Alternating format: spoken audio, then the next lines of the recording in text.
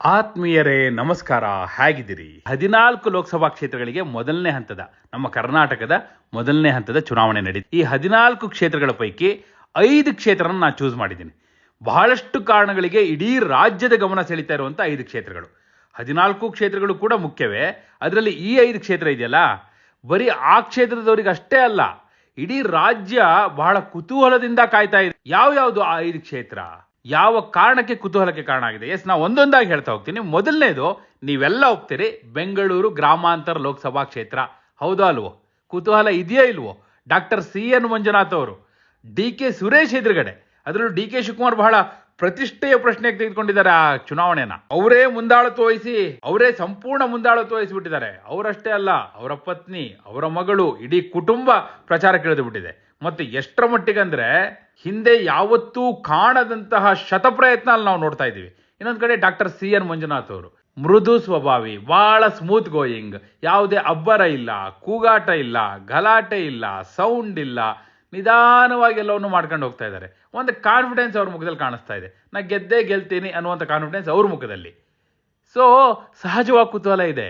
DK Suresh ನೋಡಿ, ಕಳೆದ ಬಾರಿ 2019ರಲ್ಲಿ ಇಡೀ ರಾಜ್ಯದಲ್ಲಿ ಕಾಂಗ್ರೆಸ್ ಎಲ್ಲ ಕ್ಷೇತ್ರ ಸೋಲ್ತು, ಗೆದ್ದಿದ್ದು ಒಂದೇ ಬೆಂಗಳೂರು ಗ್ರಾಮಾಂತರ. DK ಸುರೇಶ್ ಅದು ಸೋತು ಬಿಡ್ತಾರೆ ಈ ಸತಿ. ಸಹಜವಾಗಿ ಪ್ರಶ್ನೆ ಇದೆ. ಅದೇ ಕಾರಣಕ್ಕಾಗಿ ಈ ಕ್ಷೇತ್ರದ ಬಗ್ಗೆ ಕುತೂಹಲ ಇರೋದು. ನೀವ್ಯಾರಾದ್ರೂ ಬೆಂಗಳೂರು ಗ್ರಾಮಾಂತರದವರು ಈ ವಿಡಿಯೋ ನೋಡ್ತಾ ಇದ್ರೆ ಕಮೆಂಟ್ ಮಾಡಿ, ಯಾರು ವಿನ್ ಆಗೋ ಸಾಧ್ಯತೆ ಇದೆ ಕಮೆಂಟ್ ಮಾಡಿ. ಇದು ಮೊದಲನೇ ಕ್ಷೇತ್ರ, ಬಹಳ ಕುತೂಹಲ ಇದೆ. ಡಾಕ್ಟರ್ ಮಂಜುನಾಥ್ ಅವರ, DK ಸುರೇಶ್ ಅವರ? ಕಮೆಂಟ್ ಮೂಲಕ ನಿಮ್ಮ ಆಯ್ಕೆಯನ್ನ ತಿಳಿಸಿ. ಹಾಗೆ ಎರಡನೇ ಕ್ಷೇತ್ರ, ಇದು ಕೂಡ ಇಡೀ ರಾಜ್ಯದ ಗಮನ ಸೆಳೆದಂತಹ ಕ್ಷೇತ್ರ, ಮಂಡ್ಯ. ನೋಡಿ, ಮಂಡ್ಯದಲ್ಲಿ ಮಾಜಿ ಮುಖ್ಯಮಂತ್ರಿ ಕುಮಾರಸ್ವಾಮಿ ಅವರು ಕಂಟೆಸ್ಟ್ ಮಾಡ್ತಾರೆ ಅನ್ನುವ ಕಾರಣಕ್ಕೆ ಅತಿ ಹೆಚ್ಚು ಸುದ್ದಿ ಆಯಿತು. ಸಹಜವಾಗಿ ಯಾವಾಗಲೂ ಕೂಡ ಮಂಡ್ಯ ಅಂದ ಕೂಡಲೇ ಇಡೀ ಇಂಡಿಯಾ ನೋಡೋ ಹಾಗೆ ಎಲೆಕ್ಷನ್ ಆಗುತ್ತೆ. 2019ರಲ್ಲೂ ಹಾಗೆ ಆಗಿತ್ತು, ಈ ಬಾರಿಯೂ ಅದೇ ರೀತಿ ಆಯಿತು. ಸುಮಲತಾ ಅವ್ರಿಗೆ ಟಿಕೆಟ್ ಸಿಗುತ್ತೋ ಇಲ್ವೋ ಅನ್ನೋ ಕಾರಣಕ್ಕೆ ಮೊದಲು ಚರ್ಚೆ ಆಯಿತು. ಅದಾದ ನಂತರ ನಿಖಿಲ್ ಕುಮಾರಸ್ವಾಮಿ ನಿಲ್ತಾರೋ ಅನ್ನೋ ಕಾರಣಕ್ಕೆ ಚರ್ಚೆ ಆಯಿತು. ಕುಮಾರಸ್ವಾಮಿ ಅವರು ನಿಂತ ಮೇಲೆ ಯಾರು ಸಪೋರ್ಟ್ ಮಾಡ್ತಾರೆ, ಯಾರು ಸಪೋರ್ಟ್ ಮಾಡಲ್ಲ, ದರ್ಶನ್ ಯಾರು ಪರವಾಗಿ ಪ್ರಚಾರ ಮಾಡ್ತಾರೆ, ಸುಮಲತಾ ಪ್ರಚಾರಕ್ಕೆ ಹೋಗ್ತಾರಾ ಇಲ್ವಾ, ಕುಮಾರಸ್ವಾಮಿ ಗೆಲ್ತಾರಾ ಅಥವಾ ಸ್ಟಾರ್ ಚಂದ್ರು ಗೆಲ್ತಾರಾ, ದುಡ್ಡಿನ ಆಟ ನಡೆಯುತ್ತಾ ಅಥವಾ ಹೆಸರಿನ ಆಟ ನಡೆಯುತ್ತಾ, ಬಹಳ ಕಾರಣಕ್ಕೆ ಚರ್ಚೆ ಆದಂಥ ಕ್ಷೇತ್ರ ಮಂಡ್ಯ. ಅದು ಕೂಡ ಕುತೂಹಲ ಇದೆ, ಯಾಕಂದ್ರೆ ಬಹಳ ಜಿದ್ದಿಯ ಪೈಪೋಟಿ ಇದೆ. ಅರೆ, ಕುಮಾರಸ್ವಾಮಿಗೆ ಫೇವರ್ ಇರುತ್ತಲ್ವಾ ಅಂತ ನೀವು ಹೇಳ್ಬೋದು. ಆನ್ ಗ್ರೌಂಡ್ ರಿಯಾಲಿಟಿ ನಾವು ನೋಡಬೇಕು. ನೋಡಿ, ಒಬ್ಬರೇ ಶಾಸಕರಿರೋದು JDSದು, ಮತ್ತೆ 7 ವಿಧಾನಸಭಾ ಕ್ಷೇತ್ರದಲ್ಲೂ ಕಾಂಗ್ರೆಸ್ ಶಾಸಕರಿದ್ದಾರೆ ಅಥವಾ ರೈತ ಸಂಘದ ಶಾಸಕರಿದ್ದಾರೆ. ಈ ರೀತಿಯ ಸನ್ನಿವೇಶ ಇದೆ. ರೈತ ಸಂಘದ ಶಾಸಕರು ಕಾಂಗ್ರೆಸ್ಗೆ ಸಪೋರ್ಟ್ ಮಾಡಿದ್ದಾರೆ. ಇದು ಗ್ರೌಂಡ್ ರಿಯಾಲಿಟಿ. ನೋಡಿ, ಲೋಕಸಭಾ ಚುನಾವಣೆ ಆಗೋದೇ ಬೇರೆ ರೀತಿಯಲ್ಲಿ. ಇವರು 100% right, I agree with you. ಆದರೆ ಅಂತಿಮವಾಗಿ ಆನ್ ಗ್ರೌಂಡ್ ಏನು ನಡೆದಿದೆ, ಕುತೂಹಲ ಇದೆ ಅಲ್ವಾ? ಸಹಜವಾಗಿ ಕುತೂಹಲ ಇರುತ್ತೆ. ಅದೇ ಕಾರಣಕ್ಕಾಗಿ ಮಂಡ್ಯನ ಇಡೀ ಇಂಡಿಯಾ ಎದುರು ನೋಡ್ತಾ ಇದೆ ಅನ್ನುವಂಥದ್ದು. ನಿಮ್ಮಲ್ಲಿ ಮಂಡ್ಯದ ಮತದಾರರಿದ್ರೆ ಕಮೆಂಟ್ ಮೂಲಕ ತಿಳಿಸಿ. ಹಾಗೆ ಯಾರು ಗೆಲ್ಬಹುದು, ಅಲ್ಲಿ ಗೆಲ್ಲೋ ಸಾಧ್ಯತೆ ಯಾರಿಗೆ ಹೆಚ್ಚಿದೆ ಅದನ್ನು ಕೂಡ ಕಮೆಂಟ್ ಮಾಡಿ. ಇನ್ನು ನಾನು ನೋಟ್ ಮಾಡ್ಕೊಂಡಿರುವಂತಹ 3ನೇ ಕ್ಷೇತ್ರ, ಇಡೀ ರಾಜ್ಯದ ಗಮನ ಸೆಳೀತಾ ಇರುವಂತಹ 3ನೇ ಕ್ಷೇತ್ರ, ಇದು ಕ್ಯಾಂಡಿಡೇಟ್ನ ಕಾರಣಕ್ಕೆ ಗಮನ ಸೆಳೆದಂತಹ ಕ್ಷೇತ್ರ. ಇದು ಕೂಡ ಇಡೀ ಇಂಡಿಯಾದ ಗಮನ ಸೆಳೀತು. ಯದುವೀರ ಕೃಷ್ಣದತ್ತ ಚಾಮರಾಜ ಒಡೆಯರ್, ಮೈಸೂರಿನ BJP ಅಭ್ಯರ್ಥಿ, ಮೈಸೂರಿನ ಮಹಾರಾಜರು, ಯದುವೀರ್ ಕ್ಯಾಂಡಿಡೇಟ್ ಆದ್ರು. ನೋಡಿ, ಮುಖ್ಯಮಂತ್ರಿಗಳ ಸ್ವಕ್ಷೇತ್ರ, ಸಿದ್ದರಾಮಯ್ಯನವರ ಸ್ವಂತ ಕ್ಷೇತ್ರ ಅದು. ಅಲ್ಲಿ BJP ಉರುಳಿಸಿದಂಥ ದಾಳ ಇತ್ತಲ್ಲ, ಬಹುಶಃ ಸಿದ್ದರಾಮಯ್ಯನವರು ಎಕ್ಸ್ಪೆಕ್ಟ್ ಮಾಡಿರಲಿಲ್ಲ, ಇದನ್ನ ಯಾರು ನಿರೀಕ್ಷೆ ಮಾಡಿರಲಿಲ್ಲ. ಬಹಳ ರಹಸ್ಯವಾಗಿ ಇಟ್ಟು ಕಡೇ ಕ್ಷಣದಲ್ಲಿ ಅನೌನ್ಸ್ ಮಾಡಿದ್ರು. ಏಕ್ದಮ್ ಶಾಕ್ ಆಯ್ತು. ಅವ್ರಿಗೆ ಬೇರೆ ದಾಳವೇ ಇರಲಿಲ್ಲ, ಅನಿವಾರ್ಯವಾಗಿ ಲಕ್ಷ್ಮಣವ್ರನ್ನ ಕಣಕ್ಕೆ ಇಳಿಸಿದ್ರು. ಬಟ್ ಸಿದ್ದರಾಮಯ್ಯನವರು ಪ್ರತಿಷ್ಠೆಯ ಪ್ರಶ್ನೆಯಾಗಿ ಆ ಚುನಾವಣೆಯನ್ನು ತೆಗೆದುಕೊಂಡಿದ್ದಾರೆ. ಅಲ್ಲಿ ಅವರು ಜಾತಿ ಲೆಕ್ಕಾಚಾರದ ಮೇಲೆ ಗೆಲುವಿನ ಲೆಕ್ಕ ಹಾಕೊಂಡು ಕೂತಿದ್ದಾರೆ. ಬಟ್ ಎಲೆಕ್ಷನ್ ಹಂಗಾಗುತ್ತಾ? ಬರೀ ಜಾತಿ ಲೆಕ್ಕದ ಮೇಲೆ ಆಗುತ್ತಾ? ಎಷ್ಟೋ ಜನ ಜಾತಿ ಮೀರಿ ಯೋಚನೆ ಮಾಡ್ತಾರೆ, ಅದು ಲೋಕಸಭಾ ಚುನಾವಣೆಯ ಸಂದರ್ಭದಲ್ಲಿ ವಿಶೇಷವಾಗಿ. ನಮ್ಮ ಹೆಮ್ಮೆಯ ಸಾಂಸ್ಕೃತಿಕ ರಾಜಧಾನಿ ಮೈಸೂರವ್ರು ಯಾರಾದ್ರೂ ಇದ್ರೆ ಕಮೆಂಟ್ ಮಾಡಿ. ಹಾಗೆ ಯಾರು ಗೆಲ್ಲುವ ಸಾಧ್ಯತೆ ಇದೆ ಮೈಸೂರಲ್ಲಿ ಅದನ್ನು ಕೂಡ ತಿಳಿಸಿ.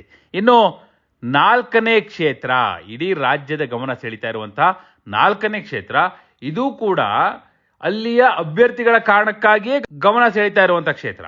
ಮತ್ ನೋಡಿ, ಇಬ್ರು ಕೂಡ ಒಳಗೆ ಹಾಗೆ ಇರಲಿ, ಹೊರನೋಟಕ್ಕಂತೂ ಸಾರ್ವಜನಿಕರ ಕಣ್ಣಿಗಂತೂ ಒಂದು ಕ್ಲೀನ್ ಹ್ಯಾಂಡ್ ಅನ್ನೋ ರೀತಿಯಲ್ಲಿ ಇರುವಂತವ್ರು ಯಾರು? BJPಯಿಂದ ಕೋಟಾ ಶ್ರೀನಿವಾಸ ಪೂಜಾರಿ, ಕಾಂಗ್ರೆಸ್ನಿಂದ ಜಯಪ್ರಕಾಶ್ ಹೆಗ್ಡೆ. ಉಡುಪಿ ಚಿಕ್ಕಮಗಳೂರು ಲೋಕಸಭಾ ಕ್ಷೇತ್ರ ನೋಡಿ, ಉಡುಪಿ ಚಿಕ್ಕಮಗಳೂರು ಲೋಕಸಭಾ ಕ್ಷೇತ್ರದಲ್ಲಿ ಕ್ಯಾಂಡಿಡೇಟ್ಸ್ಗೆ ಇಬ್ಬರಿಗೂ ತಮ್ಮದೇ ಆದ ವರ್ಚಸ್ಸಿದೆ. ಜಯಪ್ರಕಾಶ್ ಹೆಗ್ಡೆ ಅವರಿಗೂ ತಮ್ಮದೇ ಆದ ವರ್ಚಸ್ಸಿದೆ, ಕೋಟಾ ಶ್ರೀನಿವಾಸ್ ಪೂಜಾರಿ ಅವರಿಗೂ ಅವರದೇ ಆದ ವರ್ಚಸ್ಸಿದೆ. ದುಡ್ಡು ಖರ್ಚು ಮಾಡದೆ ಗೆದ್ರು MLC ಎಲೆಕ್ಷನ್ ಅನ್ನೋ ಕಾರಣಕ್ಕೆ ಬಹಳ ದೊಡ್ಡ ಸುದ್ದಿ ಆಗಿದ್ರು ಕೋಟಾ ನಮಗೇನು ಹೊಸಬ್ರಲ್ಲ, ಬಹಳ ಹಳಬ್ರು ನಮಗೆ ಕೋಟಾ. ಅವರು ಈ ಬಾರಿ ಲೋಕಸಭೆಗೆ ಫಸ್ಟ್ ಟೈಮ್ ಅದೃಷ್ಟ ಪರೀಕ್ಷೆಗೆ ಇಳಿದಿದ್ದಾರೆ. ಜಯಪ್ರಕಾಶ್ ಹೆಗ್ಡೆ ಅವರಿಗೆ ಲೋಕಸಭಾ ಚುನಾವಣೆ ಹೊಸತೇನೂ ಅಲ್ಲ, ಉಡುಪಿ ಚಿಕ್ಕಮಗಳೂರು ಕ್ಷೇತ್ರವೂ ಕೂಡ ಹೊಸದಲ್ಲ. ಆದರೆ ಈ ಬಾರಿ ಪ್ರತಿಷ್ಠೆಯ ಪ್ರಶ್ನೆಯಾಗಿ ಈ ಚುನಾವಣೆಯನ್ನು ತೆಗೆದುಕೊಂಡಿದ್ದಾರೆ. ಒಂದು ರೀತಿ ಅವರ ರಾಜಕೀಯ ಜೀವನದ ಅಳಿವು ಉಳಿವಿನ ಪ್ರಶ್ನೆ ಕೂಡ ಇದರಲ್ಲಿ ಇದೆ. ಈ ಕಡೆ ಕೋಟಾ ಶ್ರೀನಿವಾಸ್ ಪೂಜಾರಿ ಅವರಿಗೂ ಕೂಡ ತಮ್ಮನ್ನ ತಾವು ಮತ್ತೊಮ್ಮೆ ಪ್ರೂವ್ ಮಾಡ್ಕೊಳ್ಬೇಕಾದಂತ ಅನಿವಾರ್ಯತೆ ಇದೆ. ಇಂತಹ ಸಂದರ್ಭದಲ್ಲಿ ಇಬ್ಬರು ಸಜ್ಜನರ ನಡುವಿನ ಕಾಳಗದಲ್ಲಿ ಗೆಲ್ಲೋದ್ಯಾರು, ಈ ಪ್ರಶ್ನೆ ಸಹಜವಾಗಿದೆ. ಕೋಟಾ ಶ್ರೀನಿವಾಸ್ ಪೂಜಾರಿ ಹಾಗೂ ಜಯಪ್ರಕಾಶ್ ಹೆಗ್ಡೆ, ಅಲ್ಲಿ ಯಾರು ಗೆಲ್ಲುವ ಸಾಧ್ಯತೆ ಇದೆ ಕಮೆಂಟ್ ಮಾಡಿ.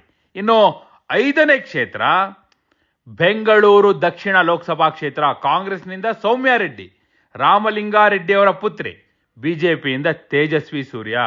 ಆನ್ ಗ್ರೌಂಡ್ ಎಂತ ಜಿದ್ದಿ ನಡೀತಾ ಇದೆ ಅಂದ್ರೆ ಅಲ್ಲಿ ಬೆಂಗಳೂರು ಗ್ರಾಮಾಂತರದಲ್ಲಿ ಹೆಂಗ್ ನಡೀತಿದೆಯೋ ಹೆಚ್ಚು ಕಡಿಮೆ ಹಂಗೆ ನಡೀತಾ ಇದೆ. ಏನೇನು ಮಾಡ್ಬೋದು ಎಲ್ಲ ಪ್ರಯತ್ನವನ್ನು ಮಾಡ್ತಾ ಇದ್ದಾರೆ ಅಲ್ಲಿ, ಯಾವ ಪ್ರಯತ್ನವನ್ನು ಬಿಟ್ಟಿಲ್ಲ.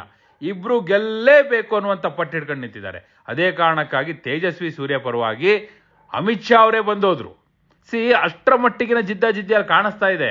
ತೇಜಸ್ವಿ ಸೂರ್ಯ ಮತ್ತೊಮ್ಮೆ ಆಯ್ಕೆ ಆಗಬೇಕು ಅನ್ನುವಂಥ ಪ್ರಯತ್ನದಲ್ಲಿದ್ರೆ, ಆ ಕಡೆ ಸೌಮ್ಯ ರೆಡ್ಡಿ 10 ತಿಂಗಳ ಹಿಂದೆ ನಡೆದಂಥ ವಿಧಾನಸಭಾ ಚುನಾವಣೆಯಲ್ಲಿ ಕೆಲವೇ ಮತಗಳು 16 ಓಟಲ್ಲಿ ಸೋತುಬಿಟ್ಟು ಅದರ ಸೇಡನ್ನು ತೀರಿಸ್ಕೋಬೇಕು ಅಂತ ನಿಂತಿದ್ದಾರೆ.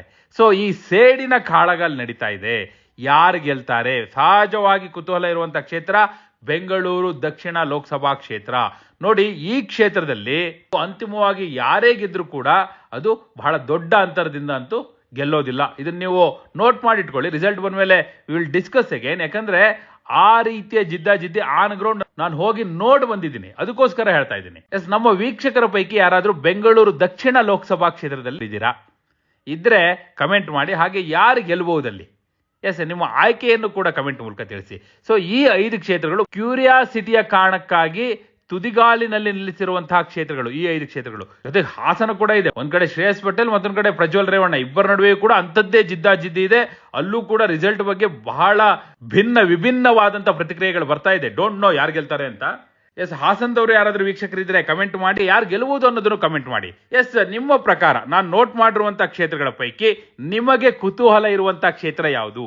ಇಡೀ ರಾಜ್ಯ, ಇಡೀ ರಾಷ್ಟ್ರದ ಗಮನ ಸೆಳೆದಿರುವಂತಹ ಕ್ಷೇತ್ರ ಯಾವುದು? ಕಮೆಂಟ್ ಮಾಡಿ. ಹಾಗೆ ನೀವಿನ್ನೂ ನಮ್ಮ ಚಾನಲ್ನ ಸಬ್ಸ್ಕ್ರೈಬ್ ಮಾಡಿಲ್ಲ ಅಂದ್ರೆ ಈಗಲೇ ಸಬ್ಸ್ಕ್ರೈಬ್ ಮಾಡಿ. ಧನ್ಯವಾದ.